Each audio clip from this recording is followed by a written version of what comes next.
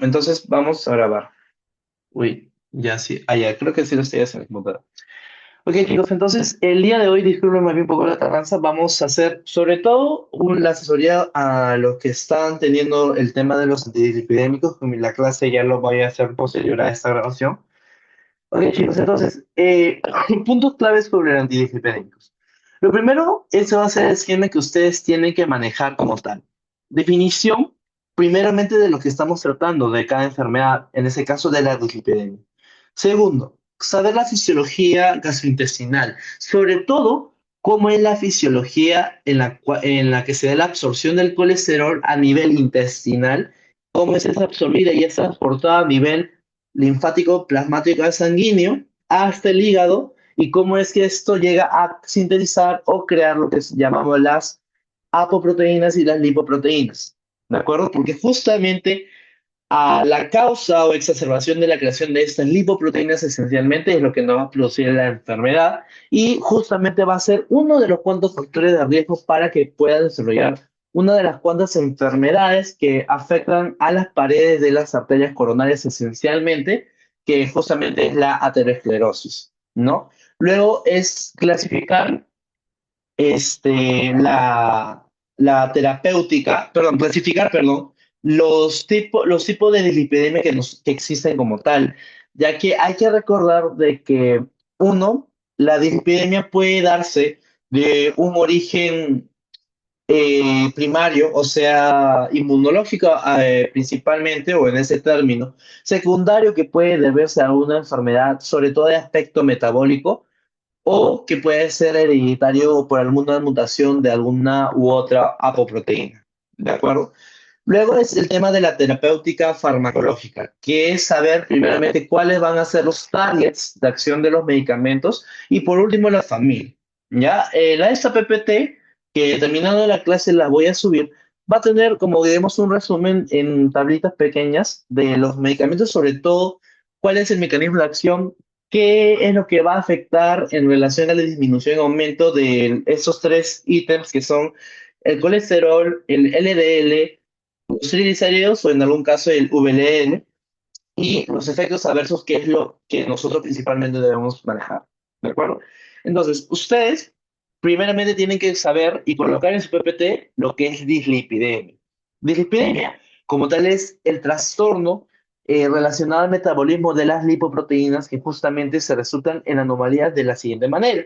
Cuando el colesterol total, que es la suma de tanto el LDL como el no HDL, que justamente se relaciona al VDL, ¿no? O a los kilomicrones, a los triglicéridos altos y sobre todo al HDL bajo, ¿no? El HDL, tómalo o considéralo como el colesterol bueno y el LDL como el colesterol malo, ¿de acuerdo?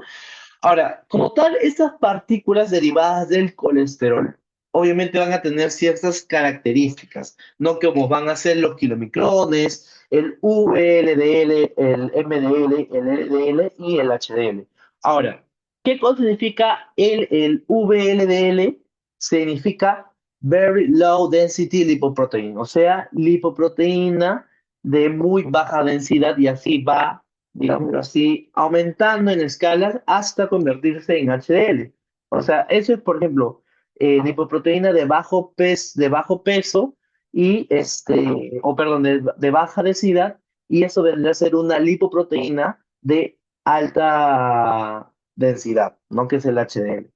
Ahora, otra cosa de lo que ustedes tienen que saber es cuándo uno de esos ítems está dentro del rango normal, que es lo que debería ser lo normal para nosotros. En caso de el HDL, sí o sí tiene que estar por encima de los 60 miligramos por decilitro, ¿ok? Que es lo que se desea en el paciente. Ahora, el tema del LDL y los triglicéridos. Lo normal en un paciente es que sea menor a 150 en cuanto a los triglicéridos y el LDL menor a 100, que es lo deseable o inclusive lo óptimo para un riesgo muy alto que vendría a ser el 70 miligramos por cilindro. Pero en ese caso las dislipidemias van a tener esta complicación en donde obviamente no se va a respetar ese rango y va, sobre todo cuando, digamos, ¿cómo decirlo así? Cuando nosotros decimos de que una dislipidemia está mal tratada o mal controlada, sobre todo en estos dos factores. Cuando el LDL sobrepasa y ya se encuentra mayor o igual a 190 miligramos por decilitro, y sobre todo el HDL cuando es menor al 40 miligramos por decilitro. O sea, sobre todo esto, que esa lipoproteína es lo que nos permite en que las paredes de las arterias no se llenen o congesturen de estas lipoproteínas de baja densidad, que es lo que muy bien como nos pudo responder, creo que fue Víctor o Valeria, en relación a qué enfermedades producen ese tipo de descontrol o trastorno del metabolismo de las lipoproteínas, como es la aterosclerosis, cual principalmente es la enfermedad también correlacionada al manejo terapéutico que tiene el uso de estos antidislipidémicos o hipolipemiantes.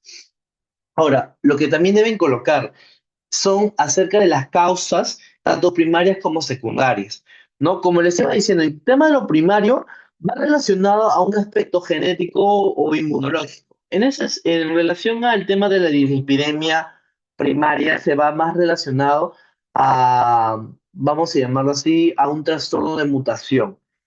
Y el caso más conocido, porque vamos a centrarnos en lo que es lo más conocido para ustedes, va a ser lo siguiente, ¿no? Cuando hablamos acerca de una hipercolesterolemia familiar y de la ApoB100 defectuosa familiar, que acá me olvidé, que justamente se va a dividir obviamente en dos rangos, entre heterocigota y homocigota, en la cual ambos LDL va a estar aumentado, ya que justamente es una de las cuantas características que tiene esta enfermedad congénita. De lo que recuerdo es de que la hipercolesterolemia familiar de aspecto heterocigota, digamos, es una de las más leves que hay en relación a la homocigota. ¿Ok? Esos en grados de severidad, la homocigota vendría a ser mucho más afectiva en el aspecto de enfermedad como tal que en relación a la heterocigota. Y la ApoB100 defectuoso familiar básicamente es que la ApoB100, que es una de las cuantas apoproteínas que va a estar unida de acuerdo a la formación de esas lipoproteínas, justamente va a ser defectuosa y por ende se da, digamos, el aumento de este LDL desproporcionado. ¿Y cómo es esto? Por ejemplo, cuando ustedes expliquen dislipidemia, pueden hacer un esquema gráfico sobre todo para saber cómo es que se da la formación de ello, ¿no? Justamente, yo lo mencionaba así. Las lipoproteínas son de dos macromoléculas principalmente. Los lípidos más las proteínas, ¿no? Ahora, las proteínas, por ejemplo, son las que van a cumplir este rol del metabolismo como tal que va a sufrir la lipoproteína. Y justamente de los lípidos es de donde se va a dar el derivado a todos estos valores que nosotros vemos desregulados, como por ejemplo el propio colesterol, los triglicéridos, ¿no? O inclusive los fosfolípidos que conforman la membrana de la célula, por ejemplo. Entonces, o inclusive también los ácidos grasos, que es algo importante porque dentro de ese mecanismo de acción que vamos a ver en uno de esos fármacos, se ve justamente la relación de los lípidos, ¿no? Ahora, aparte de ello, de que de esas proteínas van esa función de metabolismo, de ellas va a derivar lo que son las apoproteínas, ¿no? Que justamente van a dar la estabilidad. ¿Ok? Van a dar la estabilidad a esas lipoproteínas como tal.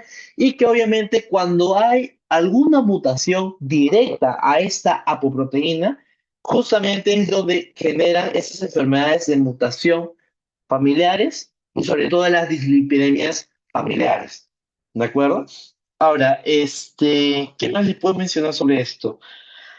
Ah, bueno, y aparte de que de la liberación en este caso de los lípidos, muy aparte de todos sus derivados, justamente aparte de, digamos, formar la membrana de la célula, también pueden ser derivados para lo que conocemos de las hormonas esteroideas, ¿no? Como por ejemplo la testosterona, la progesterona, o mejor dicho, los andrógenos como tal, sobre todo también la secreción, la formación de la bilis y por último lo que es la producción de la vitamina D, ¿no?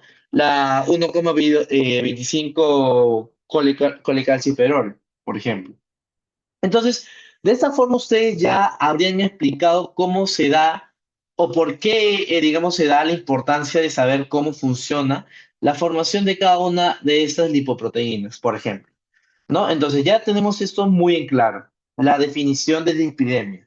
¿Qué cosa debemos tener en cuenta en una dislipidemia en el aspecto anormal y normal? Las causas. Las primarias ya los mencionamos. Ahora, la secundaria, como tal, se van a relacionar tanto el aumento de los triglicéridos como el aumento del colesterol. De los triglicéridos he puesto de lo que más se ve en la vida cotidiana, que son personas que sufren o tienen o padecen de diabetes mellitus y sobre todo aquellos que sufren de alcoholismo crónico. O sea, básicamente tienen ese problema de un trastorno mental que lo vuelve dependiente del alcohol, cual puede justamente generar este grado de hipertrigliceridemia. Ahora, también, por ejemplo, se puede mencionar al tema del uso de estrógenos, ¿no? Por el tema derivado del colesterol, también el tema del hipopituitarismo, por la disminución en este caso de las hormonas que pueden regular el tema el metabolismo del colesterol, también el tema del trastorno de complejos de las lipoproteínas, ¿no? Que no es lo más común, sino estos dos, que es lo que yo quiero que ustedes se lo aprendan sí o sí. O sea, paciente que tenga diabetes mellitus o que sufra de ingestión de alcoholismo crónico, son pacientes predispuestos a que sí o sí tengan, digamos, estos trastornos metabólicos de colesterol. Y por otra parte, también con el tema del el colesterolismo, tenemos el hipotiroidismo, ¿por qué? Porque bajan todo lo que son las funciones metabólicas en cuanto a, por ejemplo, al tema de las hormonas tiroideas, que justamente regulan el metabolismo del cuerpo. Al disminuir estas, obviamente va a demorar digamos, el metabolismo propiamente del colesterol para que ésta pueda ser depurado de la sangre, porque todo es, como conocemos, cada sustrato que hay en la sangre va a ser depurada, obviamente, por cada mecanismo cual está afectado, ¿no? Pero por el hipotiroidismo esto se retrasa y más bien se retiene. Otro también es el tema de, por ejemplo, la colestasis, ¿no? El aumento básicamente de todo el ácido biliar en lo que es la vesícula biliar, el hipopituitarismo también correlacionado, el exceso de corticoides.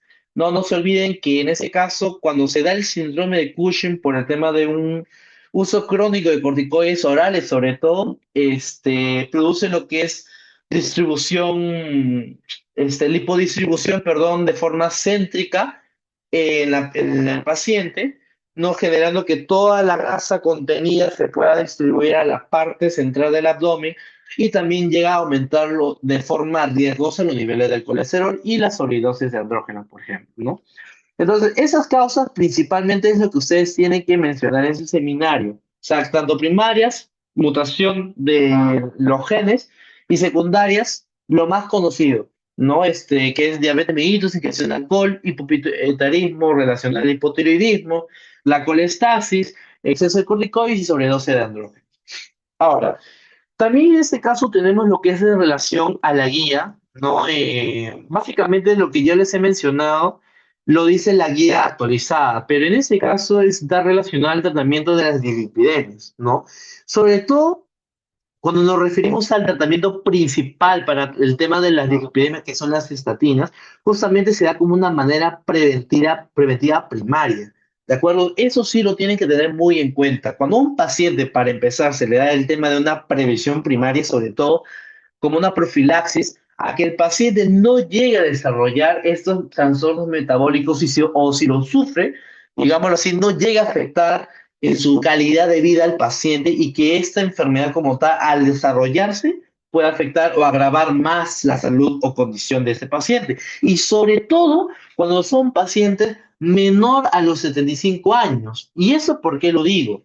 Porque según factores de riesgo que justamente conlleva a una enfermedad cardiovascular de aspecto aterosclerótico por la formación de placas de ateroma, es justamente la edad. En el caso de los hombres, pasados los 45 años ya justamente se le considera factor de riesgo para que pueda desarrollar el tema de una aterosclerosis, ¿no? O una arteriosclerosis como tal, ¿no? Y por otro lado, en las mujeres, que también es el sexo con mayor predominancia de enfermedades cardiovasculares cuando ésta supera a los 55 años. Ya, eso tal cual y claro, para el tema de una paciente que tenga alguna enfermedad cardiovascular y tenga sobrepasada esa edad, ya saben que el tema de estatinas es principalmente utilizado. Ahora, el tema de la diabetes mellitus es importante, porque saben que con el tema de la diabetes mellitus hay un tema de la resistencia a la insulina. Y como tal, esta glucosa como tal se va a oxidar, obviamente, con mecanismos metabólicos a nivel intestinal, transformándolos por el proceso de la beta-oxidación, recuerdo un poco de bioquímica, para la formación de los ácidos grasos. Y de esos ácidos grasos es donde también va a llevar a la formación, por ejemplo, del triglicérido, que es obviamente peligroso por el hecho de que un paciente con diabetes mellitus es más predispuesto a que desarrolle enfermedad cardiovascular de aspecto ateromatoso que uno que no tenga diabetes mellitus, ¿no? Entonces, como tal, en pacientes que sean de muy alto riesgo, justamente, ¿qué se les pide? Que la reducción de este LDL sea reducido a más del 50%. O, por ejemplo, de la base en la cual se tiene que saber es reducir hasta por lo menos el LDL por debajo del 55 miligramos por decilitro. ¿Ok? Ahora, eso es de muy alto riesgo. Si es de bajo riesgo, igualmente se mantiene el tema de que sea la reducción del LDL a más del 50%, pero que ese sea menor al 70 miligramos por decilitro. Ojo, ya no es 55, es solamente 70. Y las estatinas se recomiendan en pacientes con diabetes de tipo 1, que justamente son o altos o de muy alto riesgo. ¿Ya? Ahora, eso es la diferencia, no se olviden. Si es que es el tema de estatinas, va por obviamente tratamiento de cabeza a toda enfermedad aterosclerótica, pero si tiene alguna condición, como es la diabetes mellitus, ¿no? Recuerden, este, alto riesgo, muy alto riesgo en caso de diabetes tipo 2 y diabetes tipo 1, no importa a qué base de estatinas se va a utilizar como tal, o sea, no hay condición ahí, ¿ya? Porque básicamente ahí ya no hay resistencia, ahí básicamente es ausencia de producción de la insulina, que es mucho más peligroso, ¿de acuerdo? Entonces, eso también en lo que menciona la guía, como les vuelvo a recordar, chicos, los que han ingresado último, tienen que leer la guía, por favor, de la Sociedad de Cardiología Española. Ya tienen que leerlas así, porque tiene todo el tratamiento utilizado para el tema de la dislipidemia. Como tal, estos son factores que justamente van a dar una estimación de riesgo coronario sistémico, como por ejemplo la obesidad y la obesidad central, que justamente les decía por el tema del síndrome de Cushing, eso también es una predisposición, sobre todo cuando hay un incremento del IMC, ¿no? Que es el índice de masa corporal, y justamente de la circunferencia de, digamos así, de la cintura, que es lo que principalmente se da acumulación de grasa. Entonces, por ahí ya nosotros debemos tener en cuenta que un paciente obeso, predispuesto a que sufre de dislipidemia, dale estatinas. Otro, aquellos que son sedentarios, los que no les gusta caminar, sufren del tema de esto de tener inactividad física, aquellos que ya de por sí tengan un origen relacionado a una enfermedad cardiovascular, este, un historial predisponente al tema de enfermedades cardiovasculares, menor a los 55 años en hombres, menor a 60 años en mujeres. También el tema de enfermedades relacionadas a la enfermedad renal crónica. Eso sí, diabetes mellitus y enfermedad renal crónica son, digamos, de las dos patologías más, digámoslo así, importantes en el manejo de las dislipidemias. ¿De acuerdo? Eso tengan en cuenta. Enfermedad renal crónica y diabetes mellitus, lo más importante. También algún antecedente de cardiomiopatía o en ese caso alguna alteración de la propia masa miocárdica o alguna arritmia como tal como es la fibrilación auricular. También trastornos psiquiátricos también llegan a generar en este caso dislipidemia, el tema de estrés psicosocial y sobre todo enfermedades inflamatorias inmunmediadas de forma crónica. ¿Ya? Ahora, como tal, esos factores de riesgo que también nos menciona el Goodman, aparte de la edad y del tema de una enfermedad cardiovascular prematura, es el tema aparte de ser fumador, sufrir de hipertensión. Pero esa hipertensión ya es considerada cuando la presión sistólica es mayor a 140 y la diastólica mayor a 90. ¿De acuerdo? Y justamente cuando ya estando en el uso de fármacos antihipertensivos, ¿no? El HLC bajo, que es como tal les mencioné, la obesidad y la diabetes tipo 2, ¿no? Ahora, otro también es el tema del análisis del ApoB.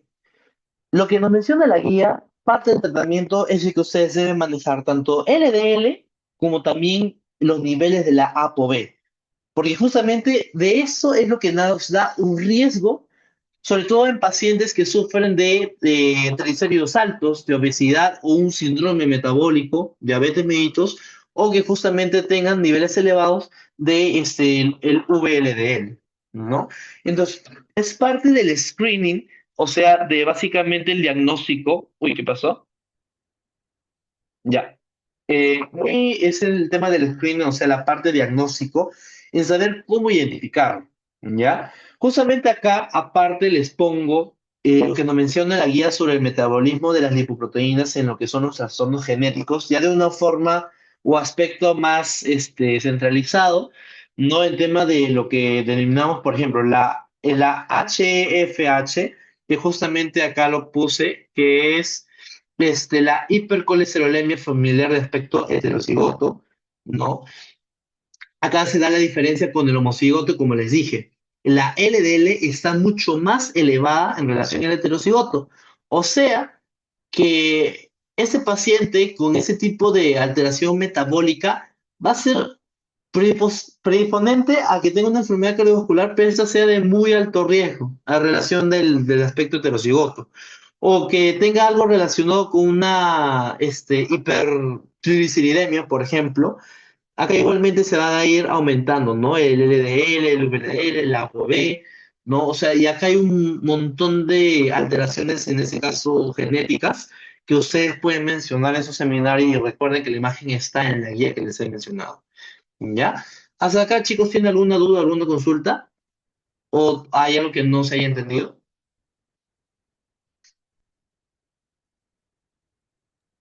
Sí, mencionaste sobre la enfermedad renal crónica en la diabetes, dijiste que eso era lo más importante Ujú. en lo que es dislipidemia.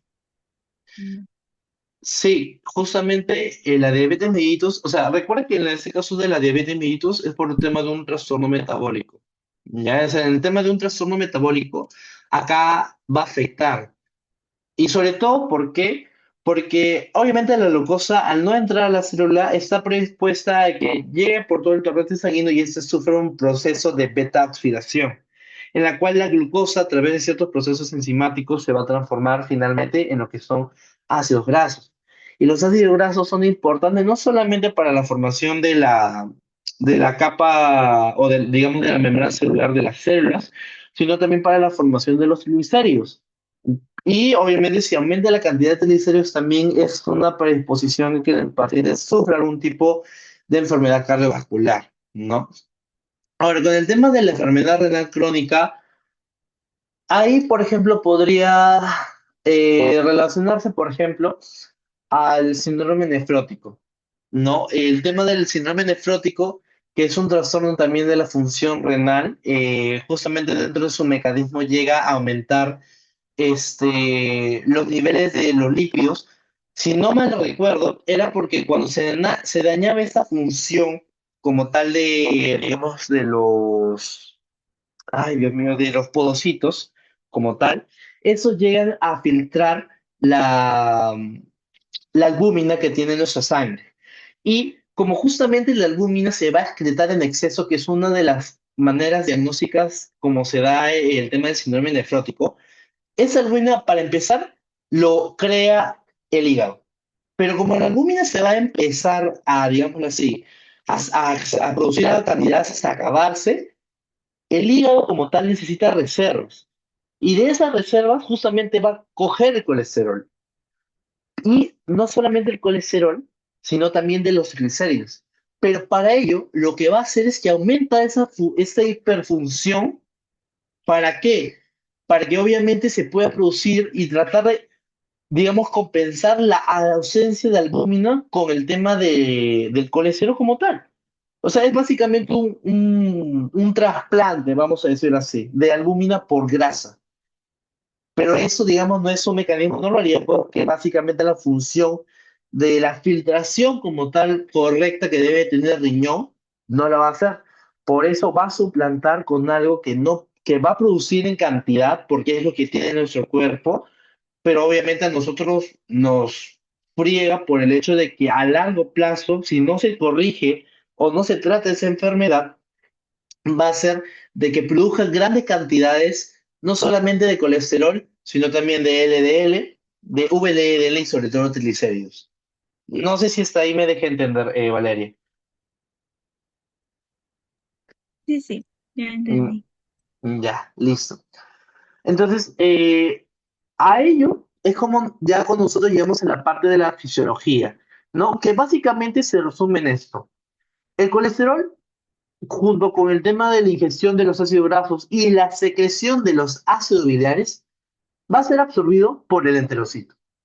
Y el enterocito lo va a, digamos, juntar o absorber y lo va a derivar de los vasos linfáticos a la sangre a través de la molécula más grande que hay con relación al derivado del colesterol, que son los kilomicrones.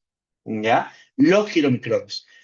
Ese kilomicrón va a dirigirse por la sangre y o va a transformarse en lo que son ácidos grasos o va a transformarse en HDL o bien se va a ir al hígado básicamente ¿para qué?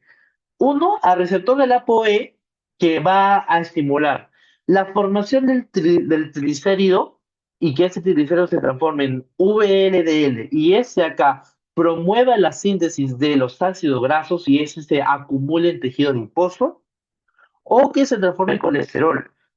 Principalmente porque el colesterol es el derivado de todos, como ya sabemos, de todos estos derivados del LDL, VLDL, del HDL, etcétera. Ahora,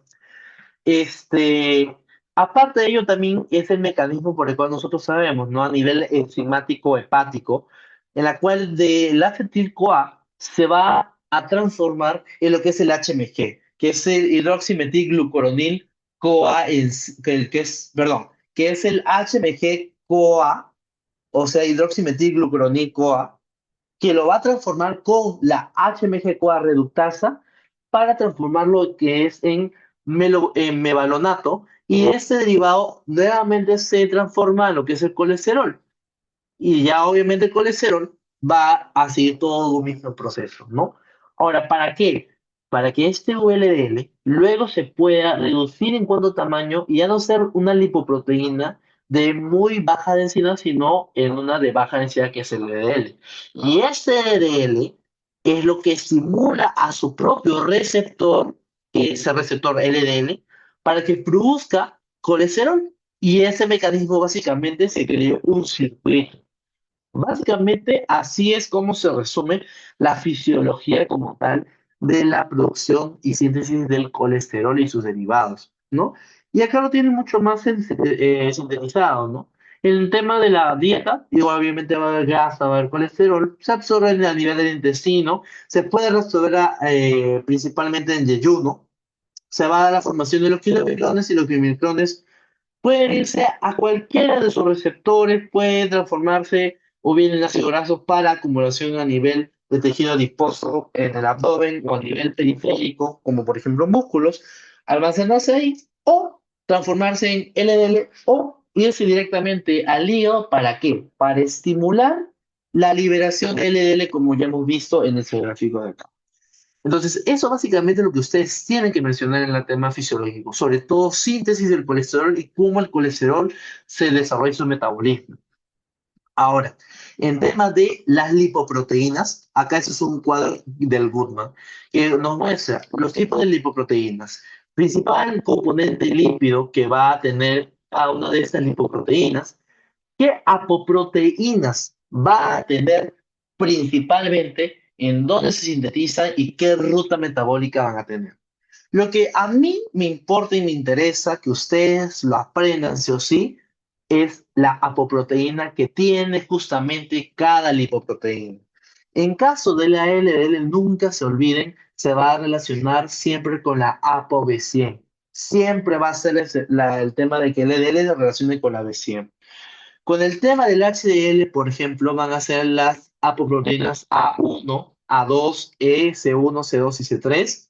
Y en cuanto a los kilomicrones o los remanentes de este, la ApoB48 principalmente. ¿Ya?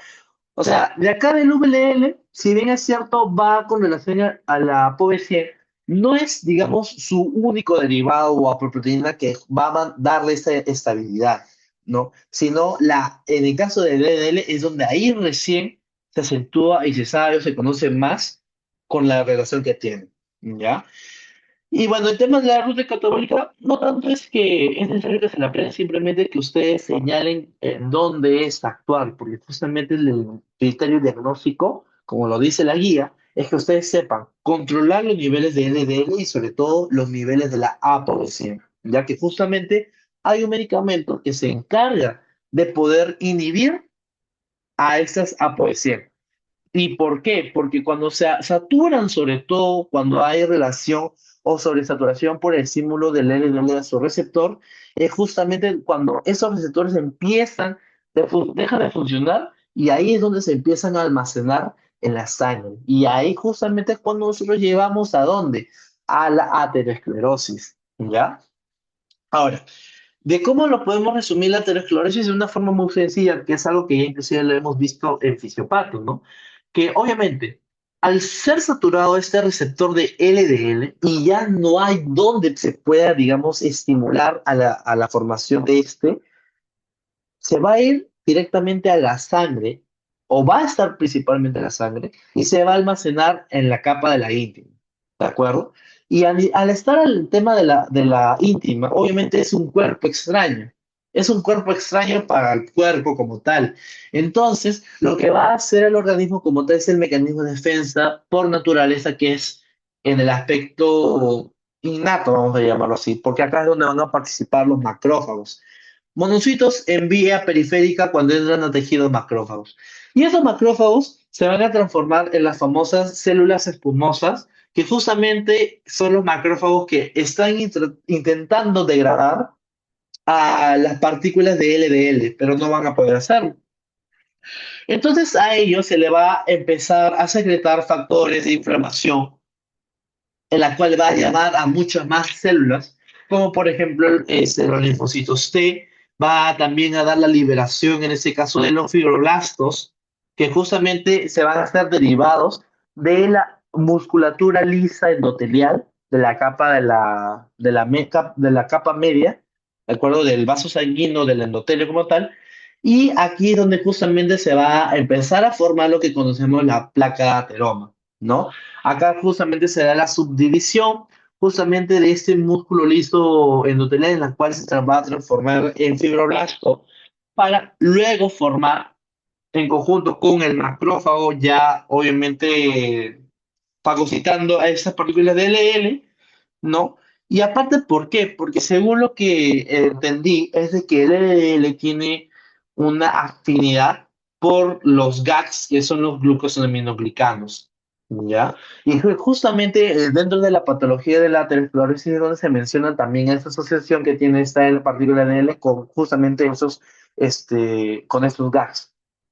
Entonces, justamente como se va a dar la síntesis de este colágeno, aparte de que justamente se va a dar una metaplasia por parte del macrófago y de estas células musculares lisas, va a haber la interacción por parte del interferón gamma, y ese interferón gamma saben que va a llamar a muchos más macrófagos, y también va a dar la formación de fibrina, o perdón, de la formación de una capa fibrosa, que justamente ya a esto se le va a denominar como placa termatosa. Pero recuerden que también, como está relacionado a la parte media, esto va a empezar a irrigarse, lo que se va a conocer como el vaso vasorum, ¿de acuerdo? Y justamente cuando vamos a denominar a la placa de ateroma, es que cuando esta se llega a romper, libera este contenido de glóbulo rojo con plaqueta, ya, luego cuando esta se abre, y eso es, como digamos, el contenido que va a originar lo que ya denominamos como un trombo, ya. Ahora, ¿qué más quería mencionar aquí? Ya, entonces cuando justamente se da la recurrencia a la forma fisiopatológica en la cual se da aterosclerosis, es cuando justamente se van a dar las diferentes manifestaciones clínicas que puede tener el organismo. Principalmente el tema de infartos, de una presentación crónica o aguda. Y de la aguda, la que más conocemos, por ejemplo, es el tema de los síndromes coronarios agudos, cuando se da el infarto miocárdico o angina inestable, que es el tema de la diferencia entre ambos, lo van a hablar con Miguel en el tema del Zika, que es el síndrome coronario agudo. Justamente acá va a estar relacionada el tema del uso de las estatinas, por ejemplo, y por el aspecto crónico, que justamente son afectadas principalmente las arterias coronarias, va a ser la angina estable y la isquemia silente. Que la angina estable, recuerda que hemos hablado en tema de antianginosos, que es básicamente el tratamiento que va a tener ante este tipo de presentación clínica, pero no solamente eso, sino también puede haber presencia de una disrupción de la arteria aorta torácica, como puede ser una ruptura, una disección. A nivel de la arteria renal puede haber oclusión, que es muy raro, o por ejemplo, a nivel de la aorta, oclusión, aneurisma, entre otras enfermedades, o como por ejemplo que puede ser en el aspecto, vamos a llamarlo disentérico, perdón, mesentérico, va a haber principalmente isquemia, que es lo más agudo o lo más probable un dolor abdominal, ¿no? Por la falta de irrigación. Entonces ya, fisiopato ya está. El tema de las hiperlipoproteinemias, que justamente es lo que nos va a dar como características saber, primero, qué densidad tiene cada tipo de lipoproteína, cuánto de colesterol va a tener, no cada tipo de apoproteína, o perdón, apolipoproteína que va a estar asociada principalmente, ¿ya? Hay una clasificación que es la clasificación de hiperlipoproteinemias de Frederickson, que es justamente lo que nos va a mencionar qué tipo de hiperlipoproteinemia va a tener la lipoproteína esencialmente y qué derivado tiene, digamos, en aumento, o sea, cuál es el triglicéridos y cuál me da un riesgo aterosclerótico como tal, ¿no? Obviamente, y el que hay que interesarnos es en el tipo 2A y 2B. ¿Por qué? Porque esto me da un riesgo alto de desarrollar una enfermedad aterosclerótica. ¿De acuerdo? Entonces, esta clasificación es importante que ustedes la lleguen a mencionar. ¿Ya? Acá, eso es parte de lo que también presenta la guía canadiense de cardiología, en la cual justamente nos va a mencionar cómo diagnosticar una dislipidemia en adultos con factores de riesgo, ¿no? Como es igualmente lo mencionó en la guía española, es saber que personas u hombres de 40 años en adelante, o también igualmente mujeres con esta edad, o inclusive que sean postmenopáusicas, porque tienen que recordar que cuando da la situación de una postmenopausia en una mujer, obviamente el tema de los estrógenos hay un desbalance en relación a la distribución grasa y sobre todo a la síntesis de colesterol. Es acá cuando justamente tienen ese factor de riesgo, ¿ya? Igualmente hay grupos étnicos en los cuales también se le da el desarrollo de la dislipidemia y cualquier otra condición que ya hemos mencionado anteriormente. Sobre todo enfermedad renal crónica con una tasa de filtrado glomerular al menos menor a los 60 mililitros, cuando hay una obesidad y un índice de masa corporal mayor a los 30, enfermedades inflamatorias, principalmente el lupus y sobre todo el artritis reumatoide, también el tema de evidencia clínica de aterosclerosis, diabetes mellitus, hipertensión arterial, cigarrismo, perdón, no, perdón, tabaquismo, perdón, historial de enfermedades antiguamente, de enfermedades cardiovasculares o de lipidemias. Y acá justamente son cómo vemos, ¿no? O sea, qué exámenes pedir principalmente para el diagnóstico de una dislipidemia o una hiperprolipidemia. Ahora, eso, por ejemplo, son recomendaciones que da la guía, ¿no? En las cuales van a también revisarlo principalmente en scores, que eso sería importante y bueno que lo mencionen cuando vayan a hablar sobre cómo se da el manejo, sobre todo para triglicéridos, HDL, LDL. ¿Ya? Esos tres tienen que saber. Sobre todo, saber la estimación de riesgo cardiovascular que tienen los triglicéridos, el LDL, también como parte de un método de diagnóstico, manejo y de chequeo en cuanto al análisis de esos lípidos primarios, ¿no? Como tal, que es lo más principal, y como es la clasificación uno, o sea que es, digamos, de las más recomendables que nos da la guía. Acá, tratamiento, o sea, básicamente acá es donde justamente uno tiene que decir, ya, ¿a qué extremo yo debo tratar el factor de riesgo que tiene el paciente? Si son pacientes, digamos así, que fuman, ¿qué tratamiento debo yo hacer? No exponer al tabaco de alguna forma. La dieta, cambiar a una dieta a una mejor dieta. Acá también pueden averiguar un poco más de la guía porque da, digamos, un resumen de esto, pero principalmente alimentos que sean vegetales, frutas, pescado por el omega 3 que es otro mecanismo de acción que vamos a ver ya de una forma mucho más resumida. Actividad física que sea moderada, de aproximadamente de 3,5 a 7 horas. El tema del peso corporal, la presión de la sangre para aquellos que sufren de hipertensión, aquellas personas que acá es donde ustedes tienen que saber cómo especificar al paciente, cuando son pacientes de muy alto riesgo, moderado riesgo o bajo riesgo, ¿no? Aquellos que no estén relacionados al tema del manejo del HL, o sea, el VLN, por ejemplo, a qué rango nosotros debemos llegar como meta. La ApoB, igualmente, a qué rango nosotros debemos llegar. Los triglicéridos y sobre todo la diabetes. En caso de la diabetes, que es otro aspecto a mencionar, nosotros para diagnóstico utilizamos muchas pruebas, dentro de ellas la hemoglobina glicosilada. Y en caso de la diabetes, cuando queremos tratar una dislipidemia, debemos hacer que esta prueba sea menos del 7%. Pero para tratar dislipidemia, ojo, que el paciente cumpla esa meta. Ya todo eso para que el paciente, cualquier comorbilidad o cualquier factor de riesgo que presente, debe llegar a por lo menos esa meta. ¿Ya? Igualmente, esos son todo, es el impacto de cambios de vida, ya cambios de estilos de vida que está predeterminado por la guía de la Sociedad de Cardiología. Y acá justamente ya donde vamos a emplear el tema de la terapéutica farmacológica, todo esquematizado en relación cómo se ve en la parte fisiológica y cómo interviene cada aspecto de cada medicamento. ¿Ya? Chicos, ¿hasta acá tienen alguna duda, alguna consulta? Valeria, Sabina, Renato, Mireya, ¿tienen perdón, alguna duda hasta acá, chicos? ¿O todo está claro?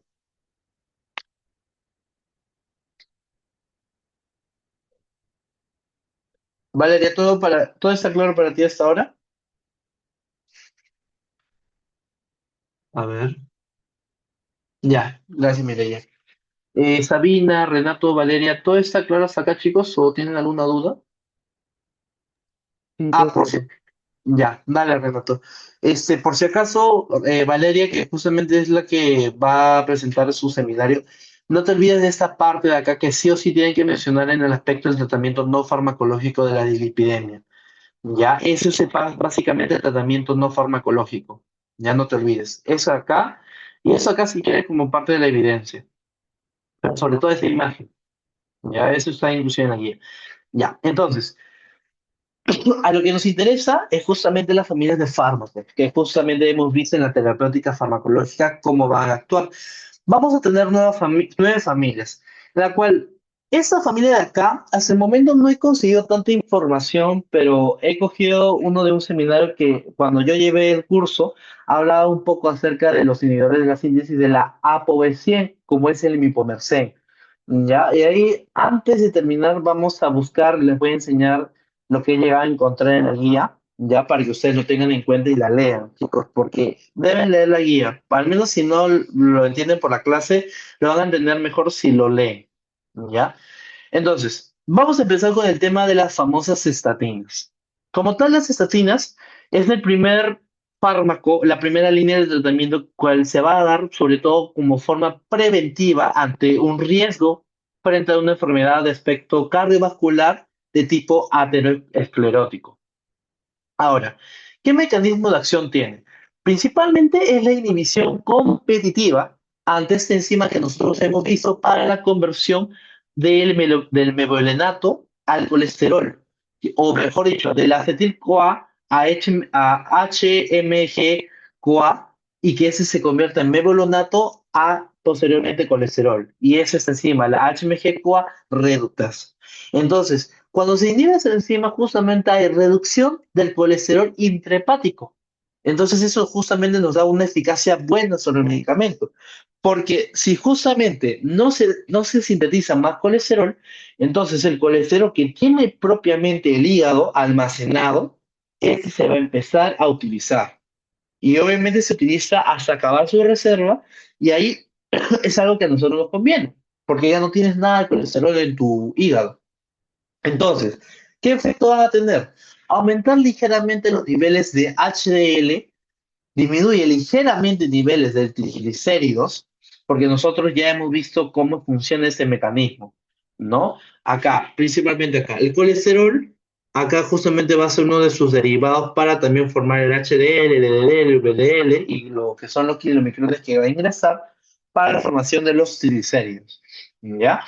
Acá, aumenta ligeramente la estabilización de la placa, eso sí, algo que nos menciona la guía cuando relacionamos el tratamiento de las estatinas es, disculpen, este efecto, disculpen si no me acuerdo muy mucho por el hecho que tiene un nombre medio raro, no es tan usual. Espera un momentito que acá lo tengo en la guía de mi lado.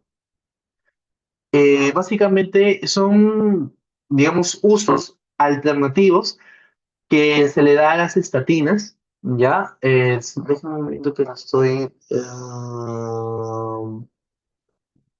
creo que está por aquí, creo que está por aquí.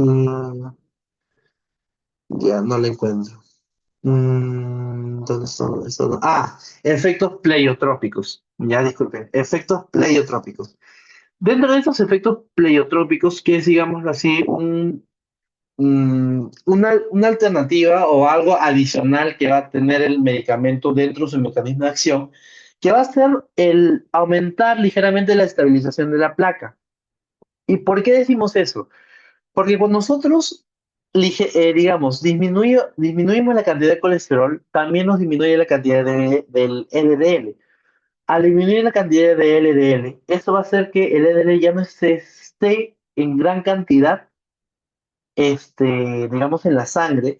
Y algo que me olvidé recordar, cuando se da en ese aspecto de una enfermedad cardiovascular por riesgo a una aterosclerosis, para que justamente se desarrolle una aterosclerosis, tiene que haber una disfunción, en ese caso del endotelio, o mejor dicho, una disfunción de la capa vascular. ¿Por qué? Porque cuando hay esta disrupción, sea por cualquier factor adicionante, como puede ser y principalmente lo es la hipertensión, puede lacerar o dañar la capa endotelial. Y justamente a eso se relaciona cuando le dije que la LDL tiene afinidad por estos gases, por estos glucosaminoglicanos. Entonces, al haber menos cantidad de LDL, hace que, uno, la placa no se incremente en tamaño, de lo que justamente hace que sea más inestable y se rompa y libere todo su contenido. Entonces, de alguna u otra forma, esto ayuda. Y también porque tiene un efecto antioxidante y mejora la función endotelial. Obviamente la va a mejorar porque ya no hay disrupción que tenga el LDL al estar dentro de la capa íntima que tiene el vaso, ¿ya? Entonces, esto, digamos, se le denomina como efecto pleiotrópico que tienen las estatinas. Ahora, grupo de estatinas. Las más conocidas se va a depender a la intensidad que va a tener la terapia. Principalmente, y lo que nosotros hemos visto a nivel de farmacia y básicamente lo que se da como primera línea es la atorvastatina. Y justamente esto se da o se basa en el tema de la potencia y la eficacia. Dentro de la que es de alta intensidad tenemos a la rosuvastatina y a la torvastatina. Luego tenemos a la de moderada intensidad, que es la simvastatina, o también se le incluye a la torvastatina y la rosuvastatina. Pero desde acá se parte de la simvastatina, la pravastatina, la vastatina, la fluvastatina y pivastatina, hasta inclusive lo que es de baja intensidad. La más baja se le considera la simvastatina. Ahora, atorvastatina es la primera que se escoge por el hecho de ser mucho más potente y mucho más eficaz y que luego le conlleva la rosuvastatina, ¿no? Ahora, ¿por qué es que nosotros debemos tener cuidado cuando damos el uso de esta terapia? principalmente por el hecho que produce cefaleas, también tiene alguna alteración gastrointestinal como el tema de una constipación, que es estreñimiento, diarrea. Eso sí, es importante. El tema del uso de estatinas puede aumentar las transaminasas y sobre todo porque las estatinas tienen una gran interacción farmacológica con el citocromo P50, su derivado de las isoenzimas CYP3A4 y CYP12 9. ¿Ya? Y otro, que es algo que ustedes van a considerar mucho, es cuando esta llegaría a degenerar el músculo, ¿de acuerdo? Generando obviamente ciertas patologías como por ejemplo mialgias, miositis o rhabdomiólisis, que justamente esta es la forma más grave de afectación por parte de digámoslo así, de la estatina al músculo, sobre todo porque hay disrupción en cuanto a la producción de energía en todo lo que es la fosforilación oxidativa, ¿de acuerdo? Va a interrumpir esta vía y como ya no se va a producir oxígeno y tampoco ATP, eso empieza a degradar las funciones musculares y por ende se presenta todo este tipo de afectación a nivel de músculo. Y lo más grave que te puede pasar es el tema de una rhabdomiólisis, que básicamente es destrucción del tejido muscular. Ahora, ¿qué indicaciones nosotros damos para estatinas? De alta intensidad, damos pacientes con menor de 65 años que tengan una enfermedad cardiovascular de aspecto aterosclerótico. Pacientes de 20 a 75 años con diagnóstico de LDL mayor o igual a 190 miligramos por decilitro, en la cual esta ya es considerada como una primera línea, ¿no?, de uso de estatinas. Luego, pacientes que sufren de diabetes mellitus y factores de riesgo de ASCVD, que básicamente enfermedades de aspecto vascular relacionadas a la aterosclerosis. Y a eso de los factores de riesgo es lo que justamente ya hemos estado viendo en el principio, ya no es otra cosa. Por otra parte, tenemos el tema de la prevención primaria de esos factores de riesgo que producen enfermedades ateroscleróticas y el tema de una intensidad de terapia baja a moderada. ¿Ya? Esto está en relación a las rutinas. Un momentito, chicos, disculpen. Solamente un momentito.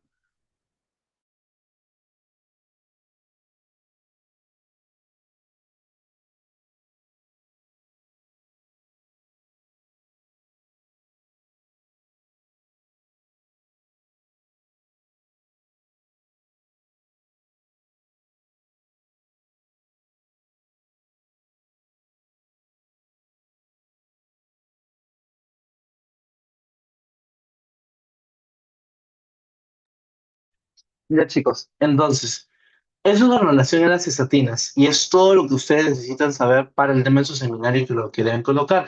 Eso sí, contraindicado a nivel de embarazo. Ya las estatinas como tal está contraindicado en embarazo. Si no me recuerdo, perdón, si no me recuerdo, se le contraindicaba por el hecho de que no hay una correcta formación de la placenta por el uso de estatinas. Por eso también es considerado como un teratogénico, porque aparte también puede llegar a, digámoslo así, a no producir correctamente como derivado de colesterol en tema de las funciones que tiene y digamos, el embrión, y por otro porque hay una no correcta formación o implante de la placenta al útero, ¿no? Un momentito, por favor.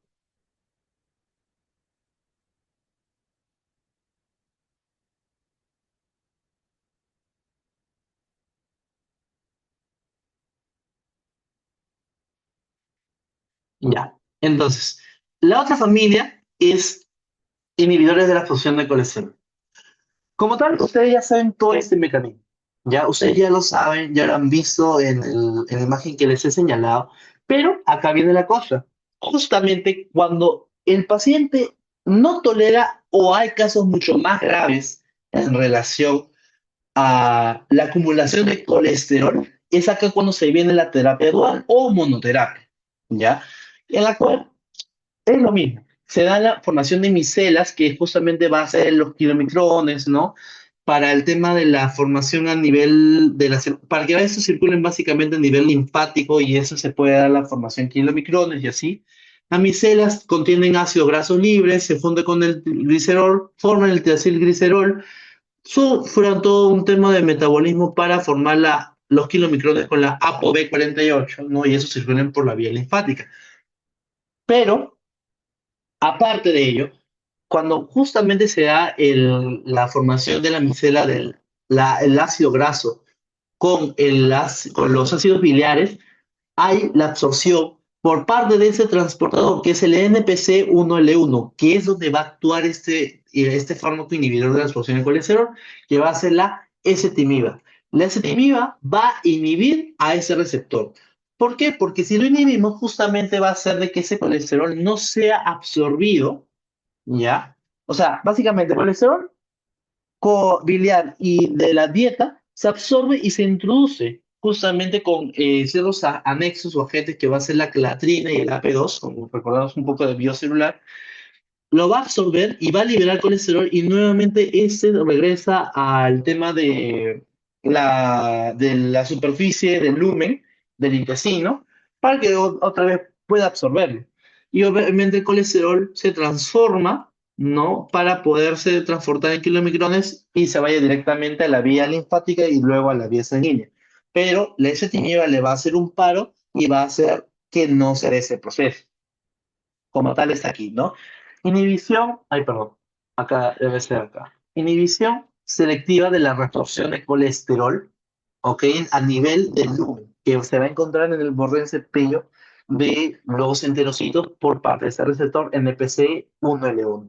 Ahora, disminuye significativamente el LDL porque es obvio, ya por el hecho de que si hay menos colesterol, hay menos cantidad de LDL, disminuye ligeramente triglicéridos y aumenta ligeramente HDL. Ahora, ¿qué RAMs puede tener? Puede tener transaminases elevadas, al igual que el uso de estatinas, puede generar angioedema y mialgia, pero en caso de la mialgia es cuando se da la terapia combinada. ¿En qué caso se da indicaciones? Monoterapia, contraindicaciones o intolerancia a las estatinas, o terapia dual cuando se da reducción insuficiente de LDL con estatinas. ¿Ya? Ahora, ustedes me dirán, ¿y tiene alguna contraindicación? Y yo les voy a decir, no. ¿Por qué? Porque como estamos hablando de que al menos el tema de una contraindicación se elimina rápido este medicamento y se va obviamente por la vía intestinal, no hay mucha interacción farmacológica, al menos por ese grupo. Y de igual manera se menciona a los secuestradores del ácido, ¿ya? Pero, eso sí, es cierto, no tiene mucha contraindicación, pero hay solamente ciertos en específico, ¿ya? Ahora, de este grupo de secuestradores del ácido biliar, que ustedes ya inclusive lo van a inducir, obviamente, van a agarrar al ácido biliar y no van a permitir que se absorba, ¿no? Cuando un paciente hiperlipidémico se encuentra, pues, obviamente no tratado, eso va a hacer que ingresen junto con sales biliares, se dé la formación de colesterol o se almacene la bilis como tal, y eso se secrete al intestino delgado y se todo este proceso, ¿no? Entonces, lo que justamente va a hacer estos medicamentos secuestradores, que son la colestiramina, el colestipol y el colebeselam. Ahora, de estos tres, de los cuales ya no tanto se habla, que es el colebeselam, sino más la colestiramina y el colestipol, ¿ya? Justamente lo que van a hacer es la siguiente. Va a haber unión de la resina que justamente va a ser uno de esos componentes que tienen esos secuestradores, unión de resina con los ácidos biliares del intestino. En la cual los ácidos biliares desplazan a aniones cloruro en el intestino, formando complejos de colesteramina ácido biliar, ¿ya? Entonces, cuando se da ese complejo, la formación básicamente de intercambio de aniones cloruro, ya por el tema de la unión de la resina a esos ácidos biliares, justamente va a haber disminución de esta absorción de los ácidos biliares y aumento de su excreción. O sea, básicamente, atrapa el ácido biliar y ¡pum! Se excretan por el tema de la vía intestinal. ¿Ya? Así es cómo trabaja esos tipos de secuestradores. Ahora, ¿qué RAMs tienen? Principalmente son gastrointestinales y en alguno que otro caso sufren de mialgia, náuseas, distensión abdominal, calambres y también transaminases elevadas. Ahora, ¿en qué casos se utiliza estos secuestradores? Cuando hay indicación de terapia dual con estatinas para controlar una hipercolesterolemia, cuando hay sobredosis de digitoxina Sobre todo cuando se habla del tema del uso de los digitálicos, que son estos antiarrítmicos, también pueden generar cierto efecto adverso a nivel del colesterol. También justamente se utiliza este tipo de medicamentos.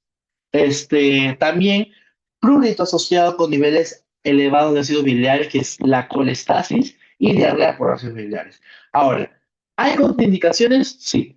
¿En qué casos? Cuando la hipertrigliceridemia se encuentra entre 300 a 500 miligramos por decilitro, ¿no? Cuando hay pancreatitis, eso sí, cuando la hipertrigliceridemia supera esos valores de lo que son los 500 miligramos por decilitro, siempre tienen que recordar que una causa de pancreatitis, ¿de acuerdo? Se desarrolla justamente cuando los niveles de triglicéridos se encuentran aumentados y ese no es controlado. Entonces, por ende, ese tipo de medicamentos son esenciales para controlar los triglicéridos. Y también cuando hay tema de obstrucción intestinal.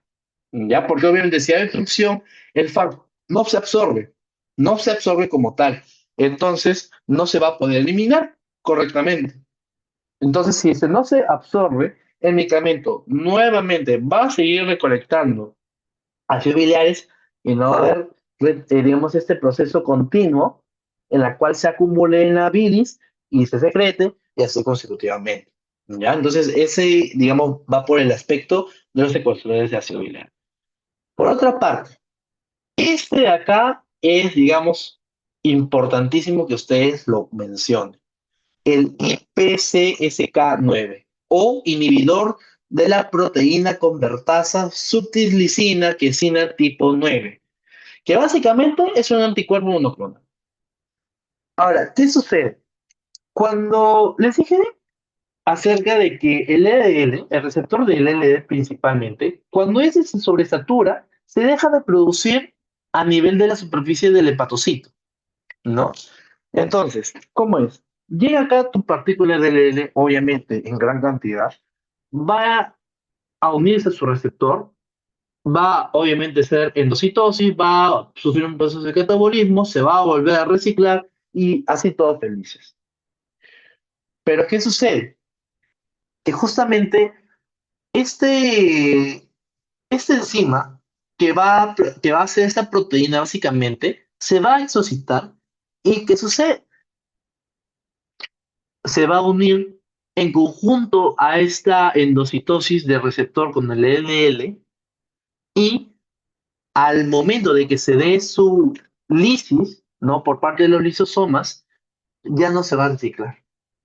Entonces, cuando hay ese tema o este defecto que es sobre todo por el aspecto genético, mutación genética, esta proteína se produce y no va a dejar que se generen nuevamente esos receptores LDL. Entonces, ¿qué cosa es lo que se va a hacer? Se van a dar ese tipo de anticuerpos monoclonales, que antes de que esta proteína se una al receptor, el anticuerpo se va a dar la función de inhibir la acción de esa proteína. ¿Para qué? Para que obviamente no degrade o disminuya el reciclaje de estos receptores LDL cuando vuelve a la superficie del hepatocito y así obviamente lleguen a controlar los niveles del LDL al momento de, digamos, dar el metabolismo hepático. ¿De acuerdo? Entonces, acá, dentro del mecanismo de acción es básicamente inhibidor de la PSSK9, que es un degradador del receptor de LDL. Ahora, cuando se va a inhibir o se da esa acción de inhibición, va a haber un aumento de la eliminación del LDL del torrente sanguíneo. ¿De acuerdo? Entonces, cuando hay esa eliminación, disminuye significativa y eficazmente los niveles de LDL, aumenta ligeramente los niveles de HDL y disminuye ligeramente los niveles de triglicéridos. ¿Ya? Ahora, ¿qué RAMs tiene? A diferencia del resto, principalmente es priorito en la zona de inyección y que puede haber síntomas asociados a un resfriado. Y en uno que otro caso, que es muy infrecuente y muy raro, mialgias. Ahora, indicaciones principalmente. Terapia complementaria para cuando pacientes tienen LDL mayor a 70 miligramos por decilitro o mayor a 1,8 milivoltios por litro. Cuando ya ha sido un tratamiento máximo tolerado con estatinas y ezetimiba, y cuando hay presencia de una enfermedad cardiovascular aterosclerótica de muy alto riesgo, y esto ya hablamos con relación a los pacientes con mutación genética, son la hiperlipidemia primaria y la hipercolesterolemia familiar de espectro homocigota, que les dije que es la más peligrosa de todas las hipercolesterolemias. ¿Ya? ¿Y qué fármacos utilizamos? Alirocumab, evolocumab. El más conocido, evolocumab, ¿ya? Y el más empleado. Y recuerden que esto, su vía de administración principalmente es subcutánea, ¿ya? Subcutánea. Todo aspecto de anticuerpo monoclonal se da por vía subcutánea, ¿ya? Ahora, siguiente familia, fibratos. Ahora, el mecanismo de acción de los fibratos va de esta forma. Justamente va a haber en relación al tema del metabolismo del colesterol o del LDL, hay algo que ustedes deben recordar, y es aquí. Ah, creo que está por acá, fibratos, fibratos, fibratos, fibratos. No te encuentro fibratos. No lo encuentro, no lo encuentro, no lo encuentro. Ah, ya acá está. Justamente cuando se da el tema de la producción del LPL, ¿no? Acá justamente interviene en qué sentido este mecanismo fisiológico. Perdón, chicos, voy a volver acá, porque si no, con esto no voy a explicar. Ya, acá. Justamente cuando se va a dar la regulación de las lipoproteínas, justamente va a haber un factor, que es el PPAR alfa. Ahora, ¿qué cosa es el APPR alfa? Ay, vamos a regresar a esta diapositiva. Un momentito, acá. El PPAR alfa es el proliferador de peroxisomas alfa, que eso va a permitir a que dé cabida que se pueda formar o desarrollar el VLDL y el LDL. Entonces, cuando justamente hay activación de esos de acá, ¿no? Perdón, aparte de ello, se ve el aumento como tal perdón, de este enzima como tal. No era, digamos, perdón, disculpe, no era aumento, era disminución. Disminución de tanto el VLL como del LDL. ¿Por qué? Porque justamente da aumento de la actividad de la lipoproteína lipasa, que justamente esa enzima se va a encargar de degradar a digamos, a las lipoproteínas, sobre todo de muy alta perdón, de muy baja y baja densidad, ¿ya? Entonces, con ello disminuye, eso sí, aumenta la actividad, pero disminuye ligeramente niveles de LDL, aumenta ligeramente los niveles de HDL y sí o sí disminuye significativamente niveles de triglicéridos. Ahora, ¿por qué? Porque dentro de las indicaciones para el cual más se utiliza los fibratos es para el tema de la hipertrigliceridemia grave. ¿Ya? Ahora, ¿qué fármacos vemos con fibratos? Bezafibrato, fenofibrato y el gemfibrozil. Ahora, ¿qué RAMS puede tener? Dispepsia. También tienen cierto rasgo de miopatía cuando se combinan con las estatinas. Pueden formar lo que es la colelitiasis. Eso sí, el tema de fibratos se ha visto identificado de que puede generar colelitiasis o una litiasis vesicular, ya por el tema de que inhibe a la enzima colesterol 7 alfa hidroxilasa, ¿no? Cuando se da este proceso de colesterol a sus derivados. Puede también elevar las transaminasas. Hay alteración en el hemograma, en la cual yo pongo anemia leve porque justamente esto disminuye los niveles disminuye levemente los niveles de hemoglobina, disminuye levemente el hematocrito y también hay disminución de leucocitos, hay una leucopenia leve. Y algo que también no se les debe olvidar es que más el tema de fibratos que estatinas, que son de aspecto diabetogénico, ¿ya? Ahora, ¿en qué caso se le puede contraindicar insuficiencia renal, insuficiencia hepática o enfermedades relacionadas a la vesícula biliar? ¿Ya? Justamente acá, aumenta el índice de HDL, aumenta digamos, el tamaño de partículas del LDL, para que no genere, en este caso, una aterosclerosis, disminuye triglicéridos y también por cierto grado disminuye la inflamación que puede originar un ateroma. Para la niacina. La niacina como tal es, digamos, un anexo que se le ha registrado también el tema del uso de la guía, ¿no?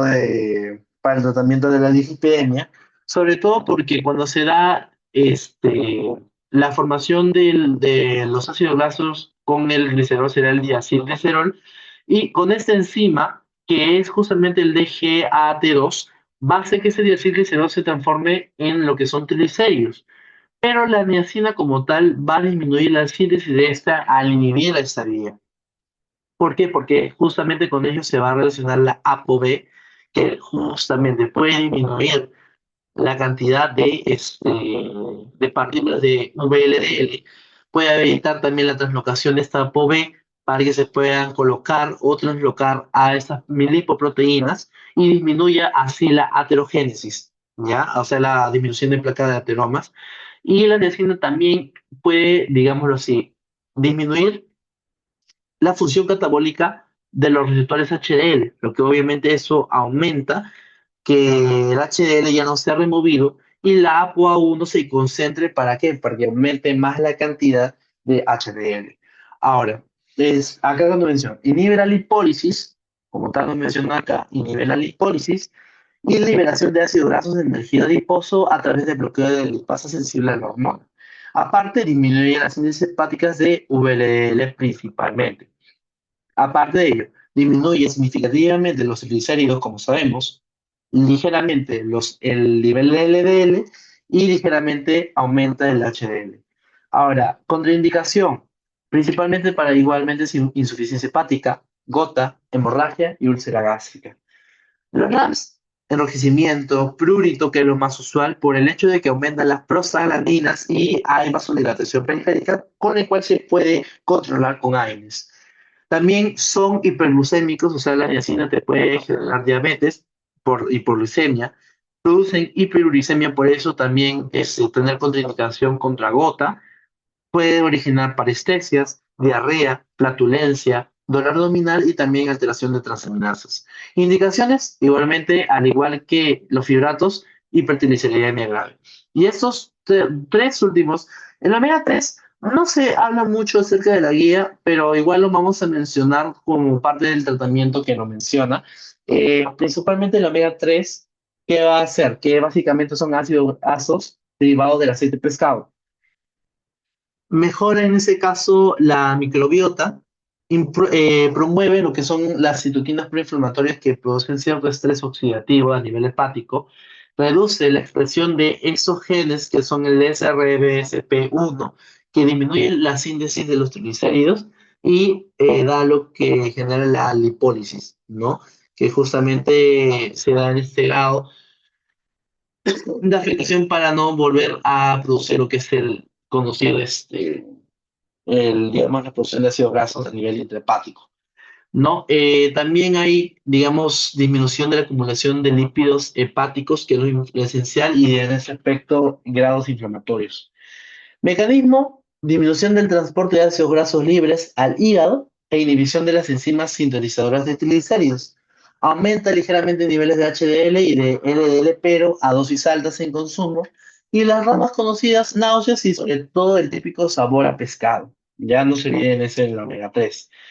Ahora, la lomitapida, como tal, el mecanismo de acción es inhibir la proteína de transferencia de triglicéridos microsomales, conocido como MTTP, que justamente es cuando el MTP se va a transformar, ¿no? La formación del ApoB100 junto con los lípidos para poder generar los, digamos así, los VLDL o los kilomicrones a nivel de hepatocito y a nivel de enterocito. Pero lo que va a hacer la lomitapida es justamente inhibir a esta enzima o esta proteína que va a generar a la lipoproteína. ¿Y qué RAMs son más conocidas? Náuseas, vómitos y transaminasas elevadas. Y ya por último, y para terminar, vamos a hablar del Nipomersen, que no se ha hablado tanto del Nipomersen, no he encontrado mucha información. Voy a tratar de ir un poquito más, si no se les puede ayudar en ello. Como tal, su metabolismo es a nivel de nucleasas. Su receptor es a nivel de, obviamente, el receptor de la ApoB100 y su mecanismo de acción es reducir su expresión de esta proteína. Justamente, ¿por qué? Porque como les dije en la guía, es necesario que ustedes controlen el LDL y la ApoB100. Y los efectos adversos, principalmente, como eso, se hablaría de un anticuerpo monoclonal, reacciones al sitio de inyección, síntomas parecidos a la gripe, fatiga y cefalea. Y contraindicaciones por enfermedad hepática, por el hecho de que justamente va a actuar a nivel hepático, porque ahí se encuentran los receptores de ApoB100. Y bueno, eso sería hacia esa parte. Eso va a ser un resumen del seminario, como los cuadros que yo les mencioné, con mecanismo de acción, qué afecta más cada grupo farmacológico y qué efectos adversos tiene, ¿no? Recuerden que eso también es el tema del tratamiento de la reducción de los lípidos en cuanto a intensidades por cada uso de los medicamentos, hasta qué porcentaje se ve, ¿no? Por ejemplo, el 85% de la reducción es el uso de la IPCSK9 con el tema del uso de estatinas de alta intensidad como rosuvastatina o atorvastatina y el uso de la ezetimibe, que es justamente iniciando la función de colesterol. Y acá se va en relación a la guía, ¿no? Que es lo que justamente se quiere la reducción completa del riesgo que puede producir y cómo se da el tratamiento, ¿no? Esto básicamente es un flujograma de cómo se debería dar todo el tratamiento del aspecto antidislipidémico en el paciente. Entonces, chicos, eso sería todo. Sabina, Valeria, ¿tienen alguna duda hasta acá o todo está claro?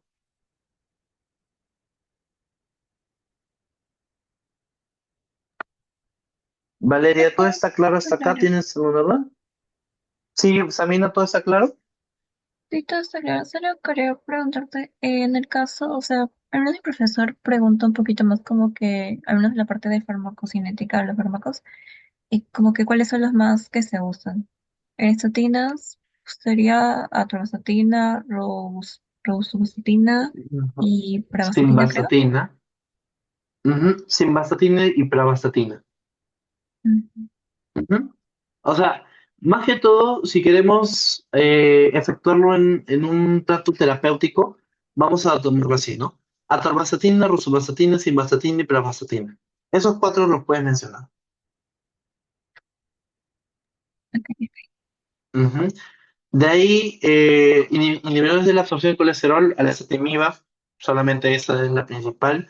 Secuestradores de sensibilidad, los tres, si quieres, coleselamida, colesipor, coleselam. O sea, básicamente todos los fármacos que te he mencionado, ¿no? Acá. Ah, igualmente te lo voy a subir en la PPT para que lo puedas ver. Están cada uno de esos tres fármacos o un fármaco, lo que hay. La niacina es uno solo, el omega 3 también, la mitapida, el mipomersen. El mipomersen, por si acaso, si quieres lo agregas o no. Como esté en alguno, y no, obviamente por el hecho que no quiero que te requinte por algo más, lo pones, ¿ya? Si tú quieres algo en relación a la farmacocinética, ¿sabes utilizar en ese caso sí el UpToDate, no, Sabina? ¿O lo has empleado ya para algún seminario que hayas utilizado? No, no lo uso mucho, es que no les entra, la verdad.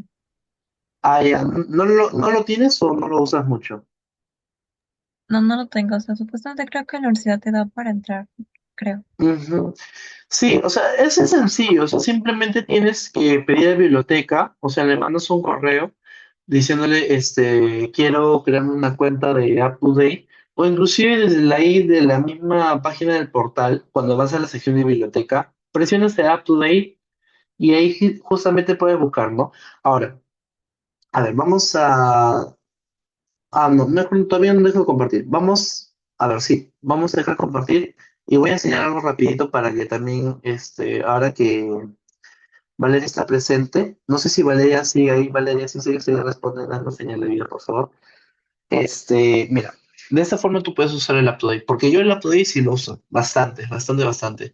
Y algo que voy a reenviarles a ustedes es el tema de, mira, por ejemplo, yo tengo eso de acá con mi username, con mi código de la universidad, y yo lo ingreso desde una plataforma cualquiera, ¿no? En mi caso ya porque ya creen una contraseña propia para esta cuenta. Entonces, por ejemplo, vamos a buscar, no sé, ya, ETSIMIB, ¿no? Vamos a poner acá, ETSIMIB. Tú cuando ingresas pones el nombre de medicamento, oye, ETSIMIB, perdón. pones el nombre del medicamento y te va a dar acá la información general del fármaco. Tú lo primero que tienes que colocar es acá, Drug Information. ¿Para qué? Para que te dé justamente toda la información acerca del medicamento, acerca de la farmacocinética, que es lo que tú quieres, esencialmente, ¿no? Acá, farmacocinética. ¿Cómo es el tema de su inicio de acción? ¿Cuánto de UPP tiene? Ese tiene más del 90% de unidad de proteínas plasmáticas. Metabolismo, eliminación o tiempo de vida de eliminación, tiempo de pico en el plasma, cómo se excreta principalmente como heces, porque es a través de vía intestinal, no entre un 78% aproximadamente y en orina del 11,9%. ¿Ya? Acá justamente inclusive te pone el mecanismo de acción, o sea, está todo acá, está literalmente todo aquí. Acá el tema de qué consideraciones tienen con relación al embarazo, al tema de la lactancia, ¿no? Consideraciones de cuanto a la dieta, o si hay alguna interacción farmacológica, para qué uso se da, para principalmente prevención secundaria o primaria, enfermedad cardiovascular aterosclerótica, para el tema de una hipercolesterolemia familiar tipo homocigoto o heterocigoto, una cistorelemia homocigota, o sea, acá te da toda la información. No sé si me entiendes, tal vez Sabina o Valeria, que tal vez puedes adicionar esto en tu presentación de cómo utilizar el UpToDate. O puede usar la fuente más confiable que es Van de Meken. Eso siempre se lo digo a los chicos cuando los trato de ayudar en su seminario, Van de Meken, porque Van de Meken es una plataforma utilizada sobre todo para saber información directa del fármaco. No tanto farmacocinética, pero sí una información un poco más amplia, ¿no? Ezetimibe, ¿qué es esto, por ejemplo? Vamos a buscar. Ah, ya. Ah, perdón, es ETSIMIB. Siempre me conformo. Yo confundí. ETSI. ETSIMIB. Listo. Ah, no hay acá. Ya, qué raro. A ver, otro fármaco. Eh, Gemrovicilo. A ver, ¿cómo es el nombre? Siempre me olvido estas cosas. A ver, un momentito. A ver, se me había... No puede ser. Un momentito. Ya, a ver. Acá. Ah, ya. Gemfibrosin. A ver. Gemfibrosin. Gemfibrosin. Ya. Por ejemplo, el tema de los fibratos, el gemfibrosino, lo que justamente te brinda Bandemeco, ¿no? Es el tema igualmente lactancia, embarazo contraindicado, reacciones que puede producir, mecanismo de acción, indicación terapéutica, posología, modo de administración, contraindicación, advertencias y precauciones, a qué cosa, no qué efecto, reacción adversa y así. De esa forma es como yo tal vez podría ayudarles. Ah, y si tienen que buscar algo en relación a la eficacia o demostrar la eficacia, ahí sí les recomiendo que busquen en el PubMed. Por ejemplo, sobre todo los profes lo que quieren es comparar los medicamentos, cuál tiene la mayor eficacia, ¿no? Ahí, por ejemplo, el claro ejemplo es usar estatinas. ¿Quién tiene mayor efecto, torvastatina o rosuvastatina? Ahí pueden, digamos, buscarlo acá perdón, en el PubMed y buscarlo en esa relación. Acá. Eh, Atorvastatin versus eh, rosuvastatin, ¿no? Acá lo pueden buscar y acá les va a salir, miren, al año 2020. Eficacia y seguridad de rosuvastatina versus atorvastatina para reducción del LDL colesterol, que justamente es un metaanálisis en lo que son las poblaciones asiáticas, principalmente, ¿no? Y así un montón de artículos. Recuerden que a ustedes les piden dentro de los 5 o 4 últimos años, siempre pónganlo de esa fecha, ¿ya? Así que eso va a ser permitido. Acá, comparación de eficacia en rosuvastatina y atorvastatina, reduciendo eso de LDL en pacientes con diabetes mellitus. Ahora, según el Goodman, eso sí, les quiero mencionar que puede ser de que los estatinas den un aumento de la glucosa produciendo pseudoglicemia, pero aún no está más que todo confirmado porque no lo pone dentro del efecto adverso más conocido de las estatinas, pero sí de los fibratos, ¿ya? Eso sí. Eh, Sabina o tal vez Valeria, ¿tienen alguna duda hasta acá? ¿Algo que tal vez no les haya quedado claro o algo adicional que quieren que les ayude? No, sí entendí, más bien gracias por explicar. Todavía estoy armando mi PPT, pues ya estoy en las tablas también, así que te puedo preguntar normal en estos días si tengo otra duda. Ujú. Tú me dijiste que es el día miércoles, ¿verdad? Sí, yo ya estoy terminando de hacer las tablas más o menos, hasta que preguntaba. Ujú. Pero a mí no me tocó hacer Ujú, todavía los targets, le toca hacer a otro compañero. Pero sí estaba, como estoy buscando el mecanismo y todo eso, sí ya tengo más o menos la idea. Ujú. ujú, ya. A ver, justamente te decía lo del día, creo que a ti te respondí el tema día miércoles, o no sé si, creo que sí, porque me No, sí. preguntaban si yo podía ir los días miércoles a la universidad un poco más temprano. Ahí voy a tratar de organizarme para ir, porque me parecía algo bueno, ¿no? Tal vez uno de conocerlos y otro también de poder apoyar en tema de lo que necesiten en tema de seminarios. ¿Te parece, Sabino? Ujú. Aunque mi seminario es en la mañana, en la primera hora. Ya, entonces voy a estar tarde ahí, voy a ver qué puedo hacer, ¿no? Pero ya al menos ya tengo la idea cómo hacer eso, ¿ya? Entonces, ya. Entonces, chicas, sería todo eso por el momento, ¿no? En relación a la clase, voy a pausar la grabación, eso sería todo, chicos.